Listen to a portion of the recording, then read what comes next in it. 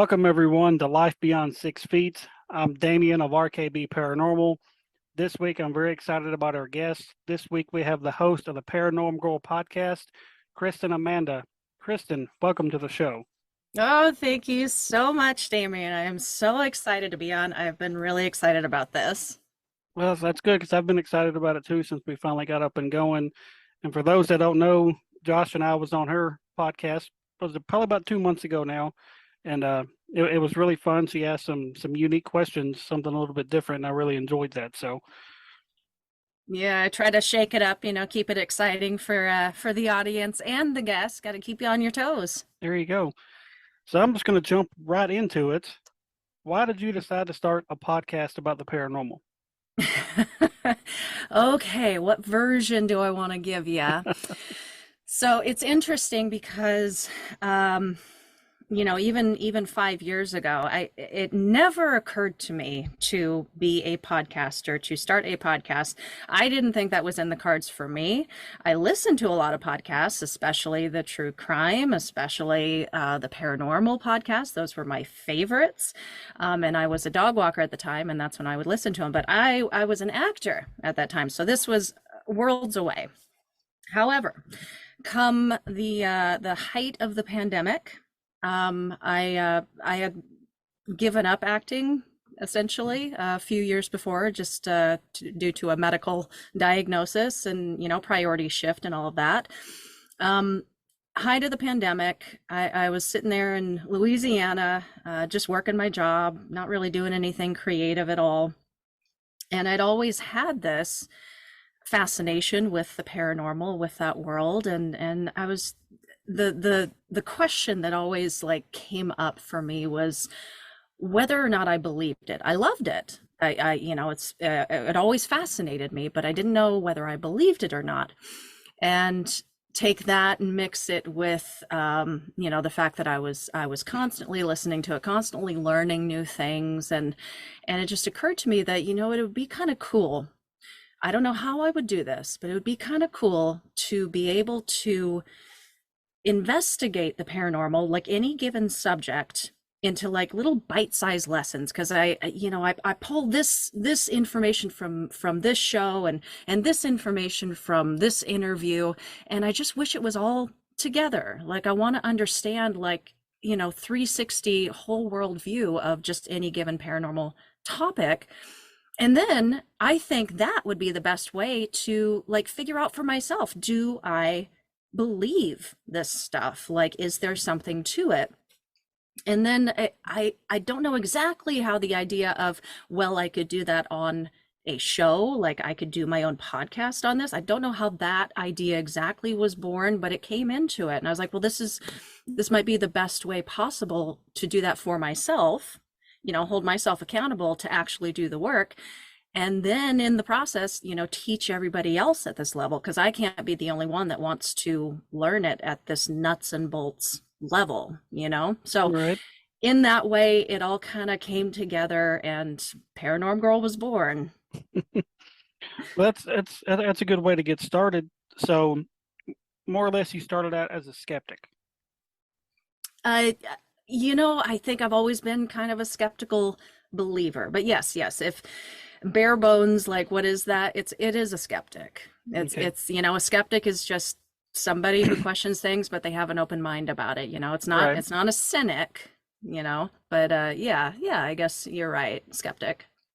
So, have you experienced anything or seen any kind of evidence of the people you've interviewed since you started that would make you more of a believer? Have I seen any evidence of the people that would, can you say that another way? I'm not sure I understand. The different guests you've had on. I know Mhm. you've had on different people in the paranormal field. Have you seen any of their evidence that's made you more of a believer? Oh gosh. Yeah. It's almost, I guess maybe I've been very lucky with the people that I've had on, but it seems like every guest that I have on, there's something that they tell me, or videos such as the one that we talked about when I had you guys on, that Right. is just very convincing stuff. And that's what's so exciting about this is, I'm learning it on my own, but at the same time, like, I'm getting to have these conversations and this interaction with people like you, and I'm seeing the stuff that you're bringing to the table, and it's just all the more convincing. Right. And in some of this stuff that I'm sure a lot of the guests you've had on, I'm sure a lot of that stuff would be hard to fake. Um, so like, like our video, for instance, I have no idea how to even begin to fake something like that. And what's really cool about that video is the people that oversee that jail now. They have incorporated our video into their ghost walks and their ghost tours, and they show what Hmm. the other teams coming in to investigate. So we're kind of like a kind of part of their legacy now down at that Yeah. jail, which I thought was really cool. Yeah, isn't that cool? How, and I mean, you guys couldn't have foreseen that happening, you know. Hmm. I know that you guys, you go into your locations and you just want the evidence. There's Hmm. nothing forced about it. If nothing happens, okay, and then sometimes stuff does happen just like that. And yeah, now you're part of the history of it. Right, And you never know how a video like what you guys did, what you guys captured, is going to inspire other people and get them thinking about this in a whole new way. right, and that's pretty cool to think about too. Mhm. So, what kind of got you into the paranormal growing up? Was it something you've always been interested in, or do you have some kind of experience that kind of, a light bulb went off in your head, and you're like, "Hey, maybe there's something to this. Let me check more into it." There wasn't any particular experiences growing up, but I will say I grew up with a single mother who was very conservative in some aspects, but she had a very open mind about the mysterious, about the paranormal world, all of that, about conspiracy theories and just all kinds of things. So she really fostered in me this open mind and concept to it all, and willingness to like learn about it and talk about it, and yeah, like dive into it. And I specifically remember one of our favorite things to do back when I was like really little. We used to have this family size trampoline out in the backyard, and we would every now and then we would grab sleeping bags and we would go out as a family, and with snacks, and just lay there under the big Montana sky and talk about this stuff until we fell asleep. Like, it was just something really magical and yeah, inspiring about it. So I think that's what planted the initial seed of my fascination with the paranormal and wanting to know more. As I went along, I went through school and went to college and blah blah blah, and it was something that stayed with me. This love for it, but also that idea of, do I believe any of this, that was really planted when I started getting out in the world and having not had these kinds of experiences that you hear about, and not being able to tell any of those stories. So that really does put doubt in your mind. And it wasn't up until it was like around the time that I started the podcast that I was like looking back over my life, and I was like, well, I've never, I don't know what I think. I've never had these experiences, or I can't tell these kinds of stories. And then once I started getting into the show, I started remembering certain things that Hmm. happened, and the fact that I did have some of these experiences, and I was far more experienced with it than I previously thought that I was. And I'm happy to tell any of those stories. Nothing crazy. I've told one about a woman, sorry, that I encountered in the middle of the night when I was a teenager, and just completely forgot about it up Huh. until I started the podcast. Just yeah, so I don't know if I was like purposely forgetting. My mind was like, no, no, no, no, this didn't happen. But yeah, it was kind of a crazy experience. I woke up in the middle of the night. I didn't look at the time or anything. I knew it was just very early in the morning, and I looked down at the end of my bed, and there was like a shadowy figure down at the end of the bed, and I could see it wasn't like full on shadow figure. What I thought at the time was like it was the moonlight through the tree branches through the window, and it was kind of like that morphing, shadowy aspect. But I could recognize who this was. I thought I knew who it was, and I thought it was my friend from school. And my initial thought was like, oh, that's so weird. And I asked her, I was like, what are you doing here? and and this being didn't say anything. They just stared at me silently. And that's when like the fear set in. I was like, oh, this isn't my friend. This isn't anybody that I know. Right. And so I'm trying to play it cool, but I got that fear going, and I'm like, you know what? I can't let this thing know that I'm afraid. I can't let them know that I know now that it's not my friend. So I'm like, I'm gonna play it off. I'm gonna play it cool. And I asked them what time it was, just trying to keep the conversation going. And they looked, I remember they looked down with their head right next to me. And at the time I had this digital clock sitting on my bedside table, and they looked down at the clock and they looked back up at me and they said, it's 3:50.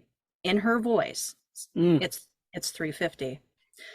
And right as they said that, like I felt that pull back into sleep. My head hit the pillow, and like as I'm falling, into sleep, I'm like, no, don't fall asleep. That thing is still there. As soon as my head hit the pillow, then like I fully woke up. Like I sat straight up in bed, and my heart's going, and I'm like, looking around the room. There's nothing there, of course. And I go to lay back down, after I calm down a little bit, go back, lay back down. And I'm thinking in my head, oh my God, what a weird dream. That was such a weird dream. And I turn over on my side and I'm looking right at the clock, and it says 3:50. Mm. So that's, yeah. So along the way, I forgot about that story, and it only just came back like vividly for me in the last couple of years. Oh wow, Yeah. that's definitely one of those what the fuck was that kind of moments. What So the fuck, man? Yes. um, so just out of curiosity, did you tell that friend about what happened to just see what they thought about that? Uh, I think I might have mentioned it to them. If I did, that's not a very vivid, like it wasn't a vivid reaction. I guess they Right. didn't have a very big reaction, but yeah, I was so sure it was her when I saw them, that whatever that was. Yeah, and then it wasn't. Eek, yikes. And that's one of those things. It might have kind of spooked you so much, like you said, you just kind of pushed it to the back of your brain, like that didn't happen, Yeah. and just kind of pushed it out of your memory until it just kind of you started doing the show, and then kind of woke it back up. So Yeah, yeah. Well, and there was other weird stuff. I remember specifically this location, this house that we lived in. There was some weird stuff going on. You know those places that you're in and you can just feel the energy is different. oh yeah, And it was a very like it was always just kind of this heavy negative like overcast feeling like energy. And there was some other weird stuff that happened like a lot of stuff like in the middle of the night, like I woke up one time and my dogs spoke to me. um I woke up one time and I used to do ventriloquism back when I was in middle school, and I had a ventriloquist doll sitting on a shelf, and his mouth was like flapping open. I was like, oh "Ugh." no, There was all kinds of weird stuff. And then cherry on top, like a year after we moved out of this particular place, it burned to the ground. oh wow, So there was definitely something attached to the house or the land, or I don't right. know. I don't know. Something there. It's at least y'all got out of there before it burned.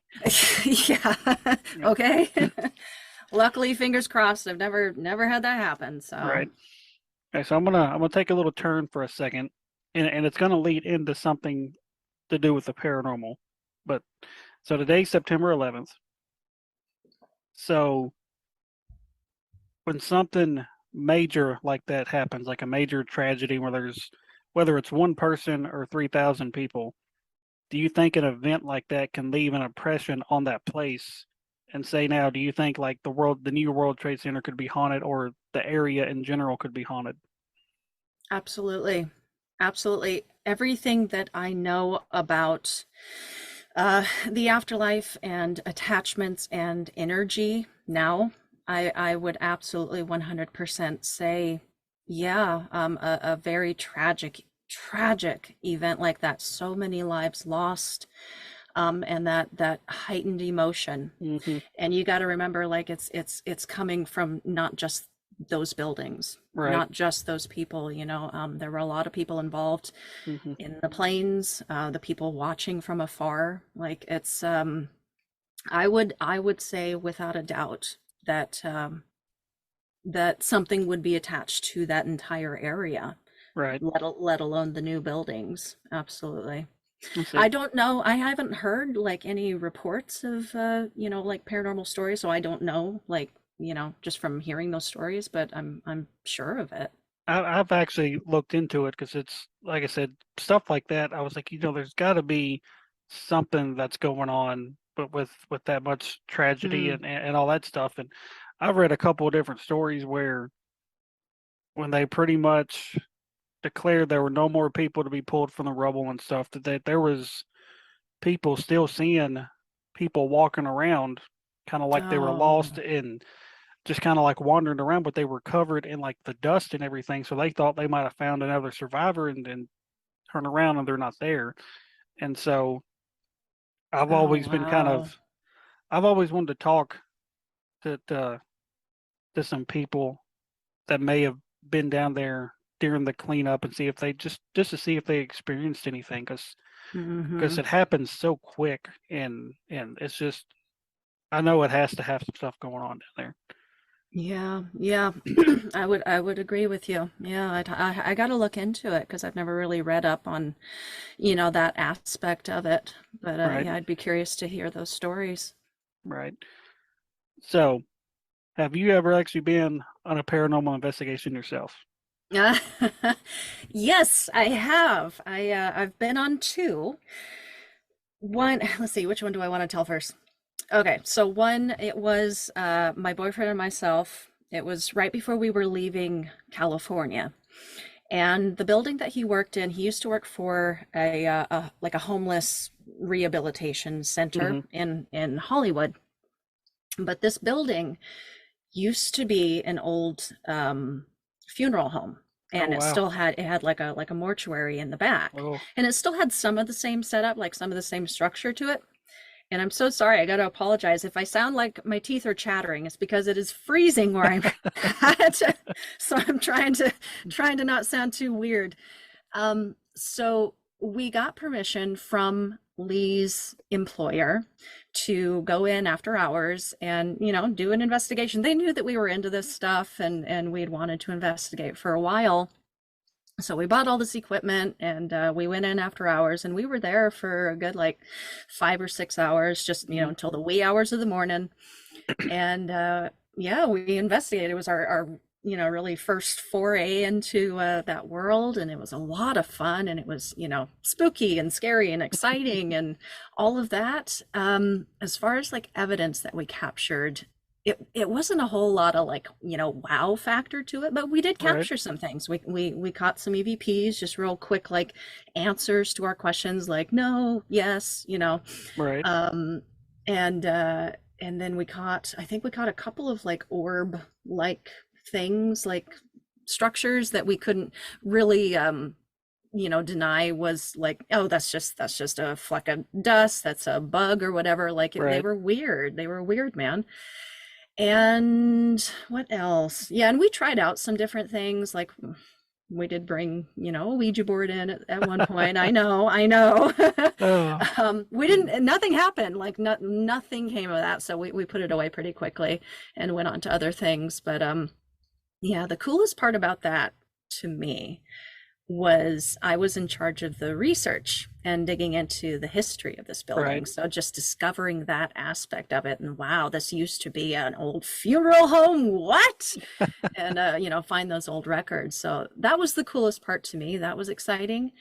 The other investigation that we went on, it was like a group investigation. It was like a paid, you pay Mhm. to go on this tour investigation. Right. And so we went with a group of like 10 other people. It was in the French Quarter in Louisiana. And they took you out back of the main house, which was currently being occupied, like in the present day. Out back, they still had the old structure that used to be the old slave quarters. And it was also like a tuberculosis housing holding area for a time. Okay. So there was a lot of energy in that place. And it I'm was like sure. two-story, all original structure, and that was a lot of fun. That was I don't know. There was something different about that. We did capture some really good evidence with that. I was in charge of the audio, so I had the headphones in, and I was, with the digital recorder. Hmm. And at one point, I heard just this loud, like a screeching, like no, like Oh, in my head, like it jarred me. And we're in complete darkness. And yeah, that was a cool experience. I don't think they do those anymore, but I would definitely do something like that again. right. And see, when it's a smaller group like that, they're not that bad. But a couple of the ones I've Mm. been on, it's like 50, 60, 70 people there, and it's just hard to actually do it. 70 people on a group investigation? Whoa. Yeah, like at Waverly Hills, they do it with about 60 or 70 people when they do a public event. Yeah. And so they have them. They normally have 7, 8, 9 people on each floor, and it's just still hard to really capture good evidence because you don't know if it's somebody down the hall screaming or if it's somebody the floor below you screaming. Yeah. So Like it's how do you keep everybody quiet? Because it's got to be like dead quiet. mhm.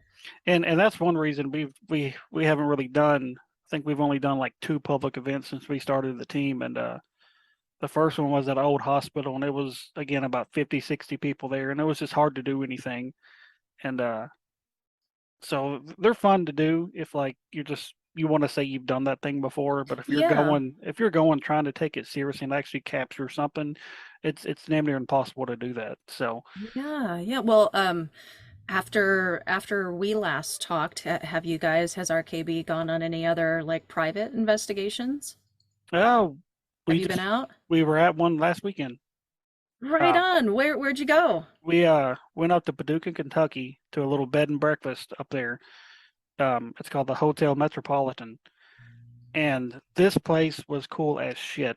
Um, I've went through most of the video. I haven't went through none of the audio yet, but it was just me, my wife, and Ted. So it was just 3 of us this night, and it was built in like 1909 by Mm-hmm. an African American lady, and it was built specifically for black people because Mm-hmm. back then everything was segregated. Blacks couldn't be with whites, and so she wanted a Mm-hmm. place for for those people to go, and so she built it. And a lot of like well-known musicians stayed there, like BB King, Ray Charles, Oh Little wow. Little Richard. So a lot of well-known people stayed there over the years, and we kind of the night started off kind of slow, and I decided to go. I was like, let's play some music, and Mm-hmm. so I started off. I played a BB King song, and we had our SLS going. My wife's, got it shining in this one room, and it maps in a tall figure and a short figure. Looks like it's a man and a child standing there. And my wife's like, she goes, it just mapped in 2 figures. So we walk over there, and sure enough, there's 2 figures standing in this room, and it looks like the kid's kind of just dancing, and the man looks like he's tapping his foot to the music. And as Oh. soon as we stop the song, they disappear. Like like Whoa. right when it stops, I was like, all right, that's cool. So about 5 minutes later, I'm like, let's play a more upbeat song. So I turned on, I think it was a Little Richard song, and as soon as the music came on, the 2 figures showed back up. Kid was dancing again. The man was tapping his foot. Song ends, they disappear. It was pretty wild, and Oh, that is wild. and there was a door in the kitchen that opened 2 or 3 times by itself, and we tried to debunk it. Couldn't get it to debunk. Mm-hmm. Didn't capture it on film, unfortunately, but it spooked Ted a couple times because last weekend was his first investigation with us. So, and it happened to him both times. And the second time it happened, he asked, "It's like, hey, can you open this door for me again?" And right on cue, it opened up. Oh wow. And we didn't find Wow. out. We didn't find out till the next morning when the owner came back that a man had murdered his brother in that kitchen some years back. And I was like, well, that kind of makes sense because some of the stuff that was coming through when we were doing one of the Estes methods Mm-hmm. kind of lined up with something that would have it to do with that. So that was pretty neat. And Oh, Man, I desperately want to play around with the Estes method. I have not done that personally. I so want to.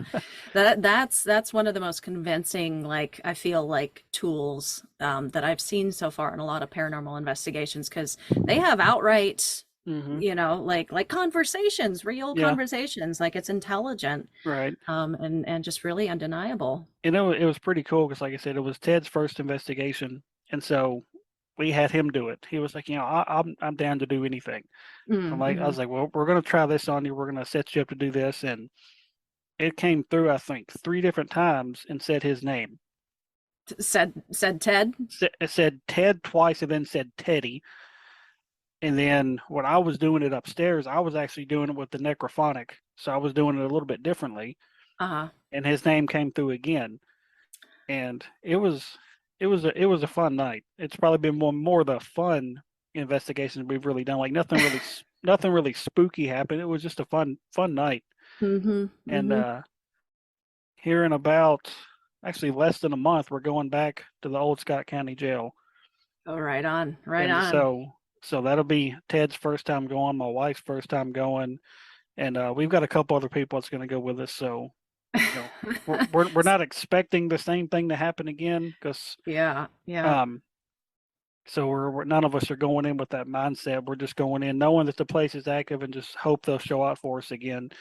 Hmm. So um and then after that, I don't we don't have anything else planned at the moment for that. We normally kind of keep November and December free because the holidays and trying to buy Sure. Christmas and all that stuff. So Hmm. so Yeah, so prepare. Are you preparing anything for your show for the holidays? Because I have like a backlog of things I've got to do this year. no, I'm trying to catch up with everybody I had lined up before I ever actually got started. So Yeah, like I yeah. said, before I got started, I already had about 27, 28 episodes worth of guests lined up. So Not a bad situation to be in. That's great. so Yeah. I'm trying to get through those. So if a team approached you and said, "Hey, we'll pay for you to go with us," would you go with an actual team on an investigation, like somewhere like huge, say like a Waverly Hills or a Alcatraz, something like that? Oh my gosh, yes, without hesitation, yes. Actually, there is one team, and I won't give it away because I don't know if it's going to happen. One of the guys that runs it, he and I talked a couple of months ago, and he was like, "Hey, if you're interested in coming out with us, we're thinking of doing something after the first of the year. We would love to have you." I'm like, oh, hell yeah, yes, yeah. I would love to go back on another investigation. That would Right. that would kick ass. Now what would you do if, say, you're in a room by yourself, or even not by yourself, just you and another person, and you see something get slapped off the wall or knocked off the table, or you hear like with your own ears like a blood curdling scream that wasn't anybody else there? What would you do? Oh boy. Okay. So I would like to think that I would be, that very brave person who's just like, "Oh, okay, tell me more," and just like try to, investigate. Let's get closer. Let's get in on this. What is this? And just stand strong in my conviction that no, I'm here for the evidence. But I am a giant wimp and I spook easily. I really do. So reality versus what I would like to see happen are probably two very different things. I would be the screamer, probably. Well, that's me on my team. Like I spook easily, but instead of running from it, I'm going towards it, trying to figure out what the hell just happened. So Yeah. I think my wife's pointed out, like every investigation that at least she's been on with me, something more or less non-paranormal has scared the hell out of me almost every time. And I'm like, well, you're walking around in the dark and you're not knowing what to expect. And Mm-hmm. so if you walk past a room that's got a mirror in it that you don't realize there's a mirror in there and you see your reflection, it's going to startle you. I Mm-hmm. mean, it Mm-hmm. would most any normal person anyway. So Yeah, it's only natural, and that because you're always going to have like an immediate impulse to so do something, what fight, flight, or right. lay down and die. I don't know. But Yeah, but then it's what you do logically in that next moment, like, okay, Hmm. can I handle whatever the situation is? If it's a figure or a scream and or whatever, can I just be logical about this, stay calm, and just get through this? Yeah. Right. Hmm. So what was that? That was one of my dogs. Okay, I Yeah. was like, I think your house is haunted. I hear somebody screaming now. That was a ghost fart. I don't know. Oh Yeah, I've goodness. got I've got two giant dogs just on the other side of this wall, so my acoustic tiling be damned, Oh apparently. goodness. All right, now you said you grew up in Montana, correct? I did, yes. So do you ever watch any of the different ghost shows that's on TV? Back when I had cable, yeah, I would, I'm not afraid to admit it. It was guilty pleasure, but I was a big Ghost Adventures fan. So And I what knew most of it was, whatever, but it was still fun. well where this was leading into, I was gonna ask if you had ever watched the newer show, the Ghost Town Terror show that took place in Anaconda, Montana. No, I On haven't. it takes place at a place called Gunslinger Ranch, or excuse me, Gunslinger Gulch. It's like a whole little town, like ghost town. Hmm. Um, I was just curious if you had seen that or not since you grew up in Montana. No, no, I haven't seen that. And actually, I've never heard of Gunslinger Gulch. Yeah. I know that there are plenty of ghost towns in Montana, and actually, I went specifically to when I was just talking about this on the interview I did this morning. I think it was called Garnet Hmm. was the name of the town, and it should still be there, like they were trying to preserve it, like Well, natural history or whatever. well, it wasn't an actual town. What it originally was is a woman had bought this land and she started buying all these different buildings and moving them to the land and more or less Oh, made her own little ghost town. And like each building was supposedly haunted.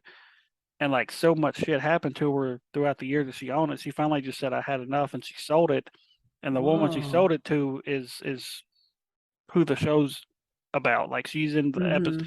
she's in all the episodes, and like her kids are in the episodes, and they have a couple different investigators that investigate like this whole little town. And Wow. it was pretty interesting. I don't know if you've ever heard of Tim Wood, the investigator Tim Wood. He's like the main investigator on it, and there's like a psychic lady that's on it. I can't remember her name. And then there was one other one. She was an investigator. I'd never heard of her before, but it was pretty interesting. Um, Yeah. so you used to watch the show, so you're not really caught up to not up to the up to par with the current shows in. No, unfortunately not. I gave up the ghost with cable and all that a while ago. Uh, Yeah. all you got to do is get Discovery Plus, and you'll get all of them. Is it free? It's not free, but it's only like $4.99 a month. It's pretty Yeah. cheap. Oh, okay. It's pretty affordable. Okay. Because like me and my wife watch all those shows, even though we Hmm. know a lot of it is over dramatized or some of it may be fake. We still like it for the history of the stuff, Hmm.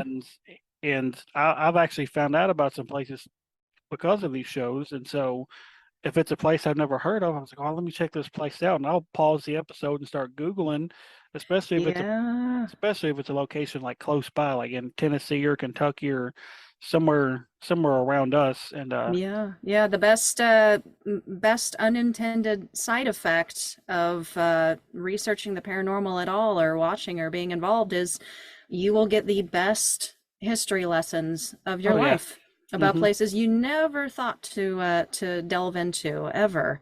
right, And yeah, the learning the history aspect of any of it, whether you're going on an investigation or you're doing a podcast episode or whatever, going that deeply into the history of the location and the people, and what their day-to-day life was like it just gives this life to it that hmm could have been lost forever.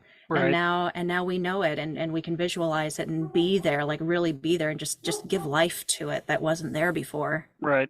And see, sometimes we like to go to a place and not really know much about it, Hmm. and then do our research afterward to see if anything Yeah. kind of like lines up, if like a name we got coincides with like somebody that used to live there or something like that. So we kind of like going in blind at times too. Yeah, Um, yeah. Good to do that just for the confirmation mhm. too. Hmm. And now, so when we were guests on your show, you had brought up a method that I'd never heard of before, and I'd recently looked into it, and I had the name in my head just a second ago before I brought it up. Gonsfeld, yeah. That's it. That's Hmm. it. And I looked into it, and I was like, that's really interesting. And so we were going to try it this past weekend, but we forgot to buy ping pong balls. So, and I tried explaining it to my wife, and she was like, "Well, it sounds like what we already do." And I was like, "It is, but it's a little bit different." Just a tweak on the, yeah, on the And Estes method. and I Hmm. showed her a picture, and I was like, "Plus, it looks really fucking creepy." So, and she goes, that it does." What you So, should do is paint the ping once you buy it, paint mhm. the ping pong balls with like black light paint, Well, that'd be and then cool, don't tell your wife, and then when you do go to do it, just sit in the darkest corner of the room and have a black light going. Yeah. right? And I'll have to remember to record because Yeah. last weekend when we were doing my Estes method in the hallway of the Hotel Metro, we forgot to turn the hour light on. The hour light. The hour light, Oh, okay. the Hmm. infrared. And so I'm watching this video last weekend, and it's nothing but darkness. Only thing you see in the entire video is like the glowing exit sign. And we had some interesting stuff happen. Like I got touched two or three different times, and Ooh. so I'm like, I was like, this sucks because what if we could have actually captured whatever was touching me on the arm, Hmm. but we didn't have the damn hour light on. I was so upset with myself because I was the one that set the camera up and recorded it and everything, and I was so pissed. Oh, I mean, that's just part of it though. You lose things and Hmm. you don't capture that one like piece of evidence or Yep. whatever, and you can't kick yourself over it. You just, Like know that it happened and move on. whenever that door opened the second time on Ted, we stood in that kitchen Mm. for I know 20 minutes trying to convince whatever opened it to open it one more time. And so there's one video um of us standing in the kitchen, just all you see is this door for like 15 minutes.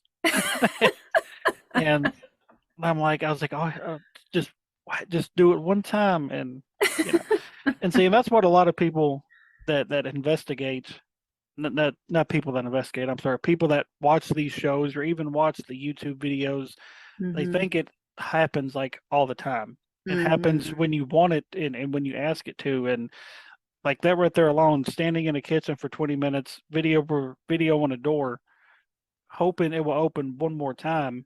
Yeah. That's what a lot of people don't understand these investigators do. They'll Yeah. stand in complete darkness for 30 minutes trying to have one thing happen that they caught wind of 25 minutes beforehand, hoping it would happen one more time. So, Yeah, yeah, and people are so used to that gratification of like just instant, hmm like they watch a 1 hour show and it's just all the good parts, all the hmm best parts, and they think that's what investigating really is. That's right. what, research really is. And it kind of sucks because you're absolutely right. Like that's not really like the whole truth. That's the great stuff, but that's not the whole truth. You don't really understand what goes into this. Like I had a recent guest on the show, Keith Evans. He's a paranormal researcher and an author, and he wrote a book about this specific house that he spent years investigating.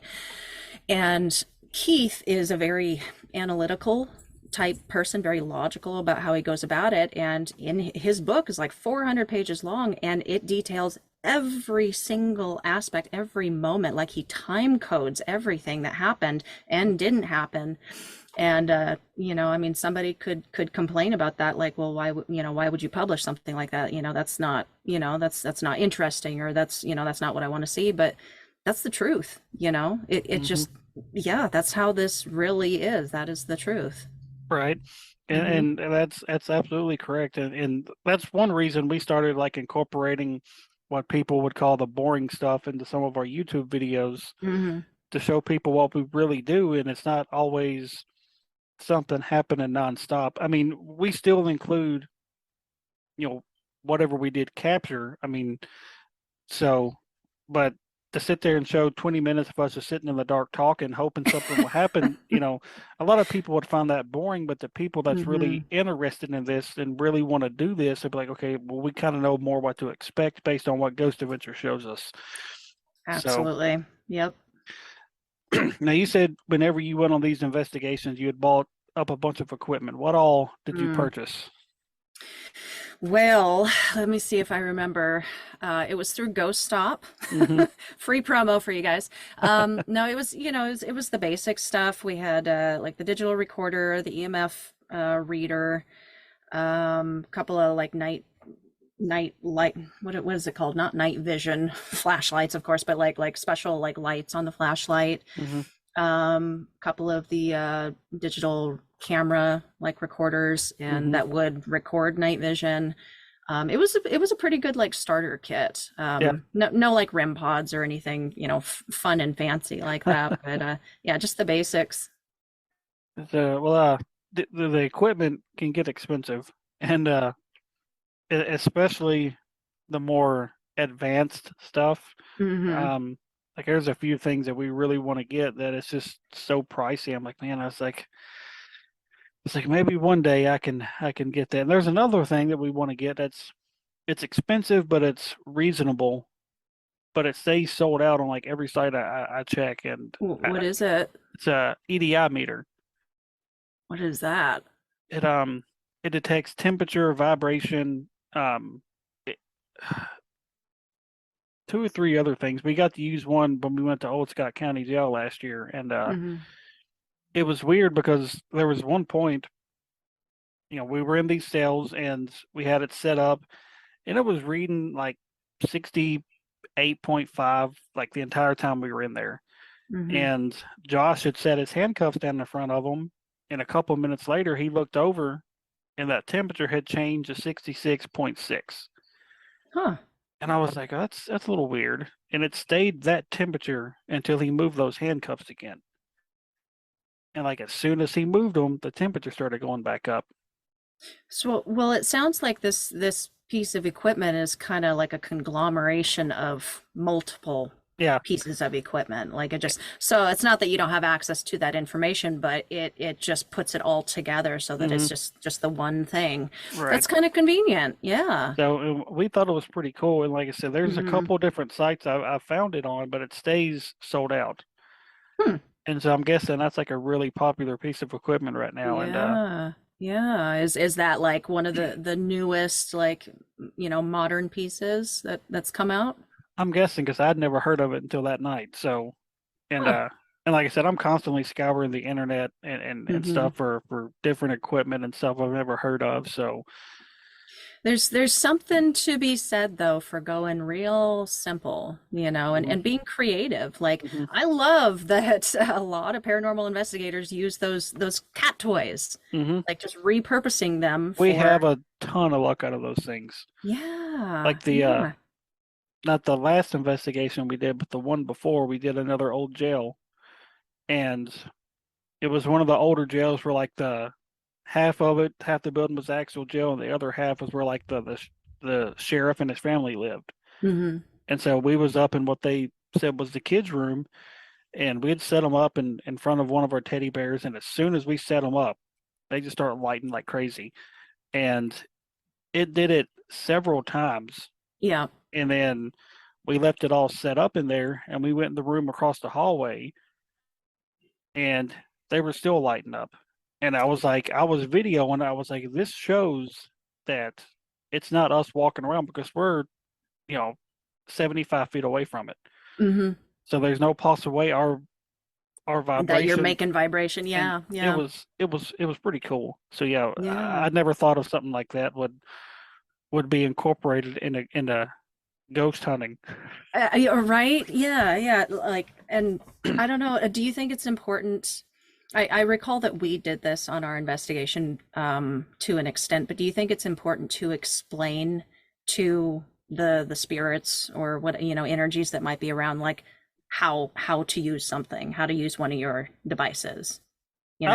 I think so, Yeah, because like if yeah. you just set something out, they're just gonna They're like, look at yeah, it. They're like, "What the hell is yeah, this?" they're from the 1800s. Like, They're like, I I don't know what don't this." know what a recorder is. Right.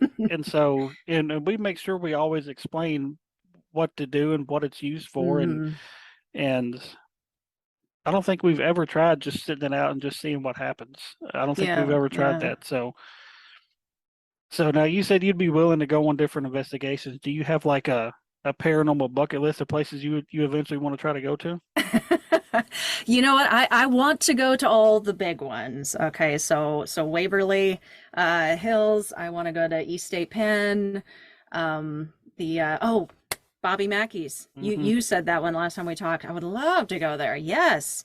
There is one we've been talking about for a while now, and we did actually seriously sit down and start talking about doing it in the next couple of months, Fort Worden.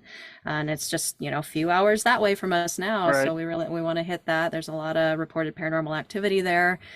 Um, and I would love to go across seas, go to Ireland, Scotland, Hmm. England, just notoriously Oh, haunted places and do something like that. yeah, that would be cool as hell to do Hmm. that. Oh, to do Um, an investigation in an old castle. right. Oh, oh. That would be insane. Yeah. And and So and cool though. and just to say you've done that, and Yeah, oh man, yeah. even if nothing happens, just to say Hmm. you've done that would be incredible. Hmm. And so if you guys ever happen to venture to Tennessee, just for whatever reason, vacationing, let us know, and if we have something lined up, you guys could definitely go with us Smash. Yes, I will be there. because I will let you know.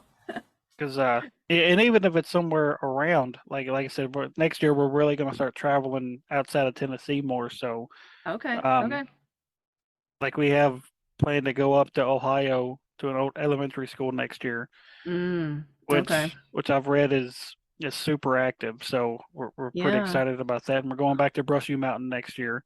Nice, nice. Um, Well, same here. If you guys ever make it up to the Pacific Northwest, apparently in this specific area that I am in, because it's such an old town, hmm. like they founded this town back in the early 1800s, and they still have one of the original houses. Like it was the original like town founder's house, and they've converted it into a museum, and they've relocated or whatever, but it's still standing. Like Right. there's some real history in this area. And Lee and I were just talking actually about a theater in just the next town over that is incredibly haunted. Oh There's wow. specifically like two phantoms, two ghosts that are seen constantly in the theater. And I mean, everybody knows theaters are very, very haunted places. A lot of Hmm. emotions in that place. Right. So yeah, It's, we want to it's hit that.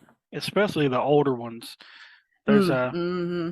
there's a place a few hours from us we've been wanting to get into, and it was actually just featured on a new ghost show called Conjuring Kesha. The Hmm. pop singer Kesha did Oh her no. show. Oh And no. I mean, it wasn't terrible, but it wasn't the best one I've seen. But that episode in particular was really good because she wasn't like over dramatic and stuff like that, like she wasn't some of the other ones. But Hmm.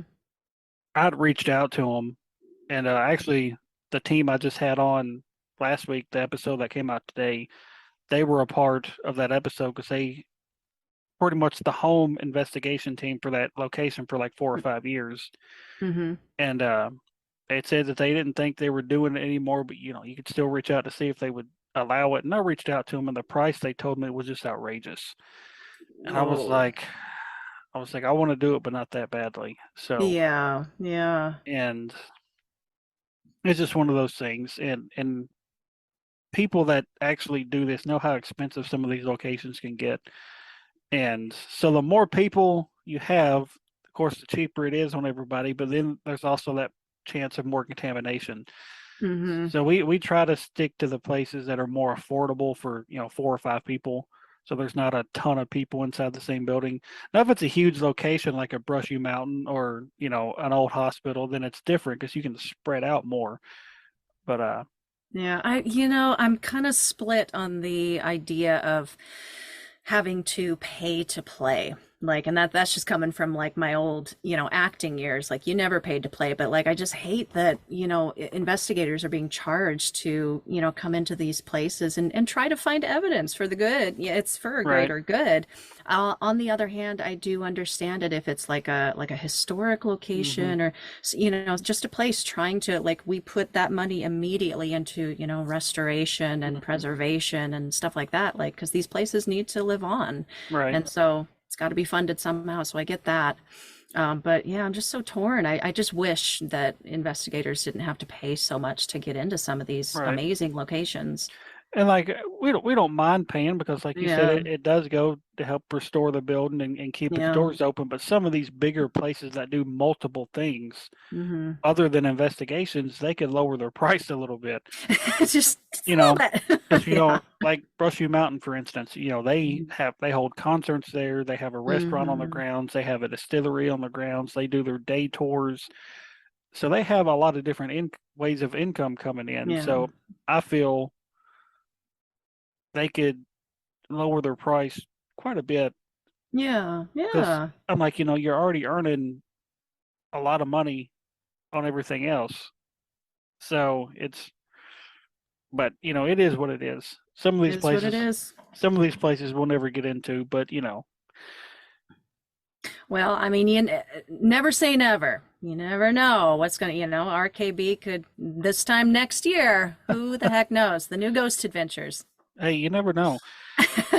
And that was that's something we've discussed before. Hmm. If say somehow we got offered a television show, Hmm. that there would have to be some stuff in our contract in order for us to do it. So, like some stuff that probably most people wouldn't have in their contracts. Like I wouldn't want to be out no more than 2 weeks at a time. Hmm. I'd want to be home at least one week out of the month, 2 weeks out of the month. Hmm. I wouldn't want to be away from my family for months at a time. Yeah. Yeah. And I definitely wouldn't want them to like add stuff into it for dramatic effects. I would tell them we're not going to fake anything, Yeah. and I wouldn't want to spread it out over 5 or 6 nights like I've heard they have to film some of these episodes because nothing happens. I'm Hmm. like, if we're there for 8 hours and nothing happens, you make an episode out of that. Yeah. Yeah. To actually show people what goes into this at times. Hey, I think I've seen episodes just like that. Ghost Hunters. It was their new revamped, like, Hmm. after they came back or whatever. I mean, they've done episodes like that, and Hmm. the deal is, like, by that point, your audience is so enthralled with you, the people, like, they're there for you. They enjoy, Right. watching your process and watching you work and all that. So it's fine if nothing happens. Like, it was Right. a perfectly fine episode, and I think more and more people nowadays are ready for that kind of stuff. We've Hmm. kind of gone through that chaos of reality television and everything, just instant gratification with my entertainment and with the ghost shows. Like, yeah, boom, boom, boom, boom. There's all this paranormal stuff happening and not showing the quiet bits. And I think people are more ready now for honest, an honest representation of what's happening. Right. Now, how did you get turned on to American Paranormal Magazine? How did you get featured in there? um, a very good friend of mine, Jordan Klein, Fireside Paranormal Podcast. You know him. Hmm. We know him. We all love him. Yeah, he introduced me to Kim over there, and her and I got to talking, and it just kind of came to be that way. Yeah, she was looking for another podcast to feature, and I was like, well, I'll do it. So that was such a cool experience. I wasn't expecting it to be so. I don't know. I don't want to say I wasn't expecting it to be important, because I knew it was. Like, it's an Hmm. important, exciting thing. Like, oh my God, Right. my show's going to be in a magazine, like a Hmm. paranormal magazine. But like, I remember when they released the issue, I went to look it up, or I clicked on a link or whatever, and it redirected me to, what was it? BuzzFeed. BuzzFeed had featured it. Oh wow. on their site. Yeah, just for like the day or whatever. Like, am I famous? What's going on? And then it was gone like the next day. But No. yeah, yeah. So it's yeah, that was a cool experience. How about you? How did you get involved? What I'd ask you how you got in there, and I just wanted to be listed in the directory. That's all that I was reaching out for. Mm-hmm. And then when she emailed me back, she goes, "Hey, we looked into your team. We want to feature you guys in a special Halloween edition we're going to release." I was like, "All right, that's cool." So cool. And she's like, "You'll have a 2-page spread, and she's told me everything she needs, and I have to send it to her here in the next couple of weeks." And then I'd reached out to her about actually being a guest on the show, and she was like, "That's really not my thing. But since I'm talking to you real quick, the magazine's really taken off, and there's a lot of people that's interested in being in it. So we're going to experiment with doing issues by state, like doing state Mm-hmm. editions." She's like, she Wow. goes, "How would you guys like to be on the cover of the first Tennessee edition?" I was like, fuck yeah, she goes, you'll be on the cover, you'll have a 3-page spread, and so that was, I thought that was really cool for her to offer that. So cool. And so, Absolutely. and I told her, I was like, I was like, just for the um October edition, I've already got probably about 20 magazines sold for you. And so it's like my mom wants one, my granny wants one, my sister, my Mm-hmm. dad, my people at work are wanting one. They're like, how do we get one? I'm like, go to their website when it's available. And Yeah, so, yeah.